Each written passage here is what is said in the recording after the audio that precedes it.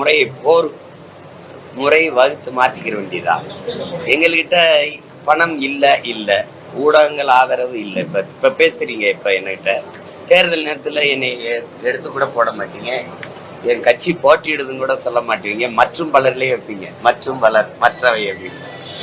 அது தெரிஞ்சிருச்சு. அதனால எங்களுக்கு நாங்களே ஊடகமா மாறுவோம். பணம் இல்லை, வாக்குக்கு காசு கொடுத்து நாங்கள் இவ்வளவு வாக்கை பெற்றதில்லை. அது எங்களுக்கு ஒரு பெரிய நம்பிக்கை தந்திருக்கு. அதுல இன்னும் ஒரு 4-5 மாசம் தானே பொறுத்திருந்து பாருங்க என் ஆட்டம் எப்படி இருக்குன்னு. நான் திரும்ப சொல்றதுதான், சிவன் ஆட்டத்தை பார்த்திருப்பீங்க, சீமான் ஆட்டத்தை பார்ப்பீங்க. இந்த தேர்தலில் வேற மாதிரி வியூகங்களை வகுத்து, இந்த நுட்பங்களை வகுத்து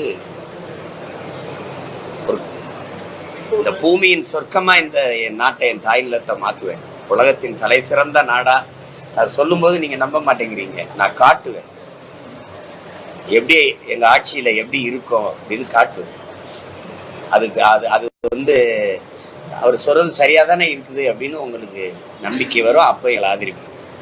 அதுவரை கொஞ்சம் பொறுத்துருங்க. எல்லாத்தையும் சொல்ல முடியாது. ஏன்னா நான் ஒன்று சொன்னா நீங்க அதை செஞ்சுக்கிட்டே வரீங்க, நீங்களா செஞ்ச மாதிரி. முத இந்த மண்ணில் அன்பு சோலைங்கிற ஒண்ணு முதலா இங்க உருவாக்குனது எங்க இனத்திலே எங்க தலைவர் தான்.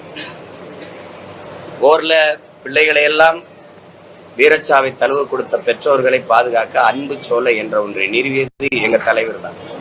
அதுக்கு பிறகு இந்த மண்ணில் அவர் பிள்ளை நான் தான் ஆட்சிக்கு வரும்போது பிள்ளைகளால் கைவிடப்பட்ட பெற்றோர்களை பாதுகாக்க அன்பு சோலை என்ற ஒன்றை நிறுவனம்னு சொன்னோம். திருப்பி இப்ப நிதிநிலை அறிக்கையில அன்பு சோலைங்கிறீங்க. இவ்வளவு காலமா நீங்க இதெல்லாம் என்ன பண்ணீங்க? திடீர்னு தமிழ்ல அரசாணைம்பீங்க, திடீர்னு சொல்லுவீங்க. அதெல்லாம் நீங்களா யோசிச்சு சொன்ன மாதிரி சொல்லுவீங்க. மனசாட்சின்றது ஏதாவது கொஞ்சமாவது சீமானுக்கு இருக்கா அப்படின்னு மக்கள் நீங்களே பாருங்க. தமிழ்நாடு காவல்துறை விசாரணை கலைச்சாங்கல்ல சீமான, அப்ப நேர்மையா அது என்னன்னு பார்த்து அந்த பிரச்சனை என்னன்னு சால்வ் பண்றதுக்கு துப்பு இல்லாம பயந்து ஓடியாச்சு. சுப்ரீம் கோர்ட்ல போய் ஸ்டே வாங்கின்னு அதுக்கப்புறம் உட்காந்து பிரஸ் மீட்டா உட்காந்து கதை ஆனதுன்னு உட்காந்துருக்கிறோம். என் ஆட்டத்தை பாருங்க, என் புண்ணாக்க பாருங்கன்னு. என்னடா ஆட்டத்தை ஆட போற? என்ன ஆட்டம் ஆட போற? பரதநாட்டியம் ஆட போறியா, குச்சிப்புடி ஆட போறியா? அடுத்த மாசம் வரப்போதே சுப்ரீம் கோர்ட்ல உன் கேஸ். அதுல என்ன உனக்கும் எனக்கு பரதநாட்டியம் காம்படிஷன் வச்சிருக்காங்க. கொலுசு வாங்கி அப்புறம்டா பெங்களூர்ல இருந்து காலில் கட்டிட்டு நல்லா ஜல்னு எல்லாருக்கும் கேட்குற மாதிரி ஆடு. அதான் நீ போட்ட ஆட்டத்தை உலகமே பார்த்தாச்சே. மாமா கேடு கட்டவன் அப்படி இப்படி நீ பம்புனிய அந்த ஆட்டத்தை தான் உலகமே பார்த்தாச்சே. இன்னென்ன ஆட்டத்தை பார்க்கணும்? மக்களை முட்டாள் நினச்சு நிற்கிறியா? என்னைக்கு நீ என்னைய பாலியல் தொழிலாளின்னு சொன்னியோ அன்னைக்கே உன்னோட அரசியல் வாழ்க்கை முடிஞ்சிச்சு சீமான். என்னோட பாவம் உன்னை சும்மாவே விடாது.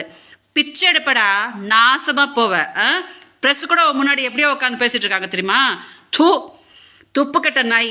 அந்த கேஸ், பொம்பளை பிள்ளை கேஸ் என்னன்னு சால்வ் பண்றதுக்கே யோகியதை இல்லையா? இவங்கிட்ட போய் தமிழ்நாடு கொடுக்கணுமா, இவன் முதலமைச்சராய் கிளிப்பானா அப்படின்னு நினைச்சிட்டு சொல்ல முடியாம உட்காந்து உன் கதையை கேட்டுட்டு உட்காந்துட்டு இருக்கிறாங்க. அதனால ஏமாத்தாத, மக்களை முட்டாளன்னு நினைக்காத. 2026 26 வருஷம் ஆனாலும் நீ இப்படிதான் பிச்சை எடுத்துக்கிட்டு தான் உட்காந்துட்டு இருப்ப. அதனால எலெக்ஷன் வரும் இல்லையா? எலெக்ஷன் வரும்போது பாரு, இன்னும் மாசமா உனக்கு நாமத்தை போட்டுட்டு தூண் உன்னை காரி துப்பிட்டு போவாங்க. தயவு செஞ்சு இதை கொஞ்சம் டெலிகாஸ்ட் பண்ணுங்க, சீமான் கொஞ்சம் பார்க்கட்டும்.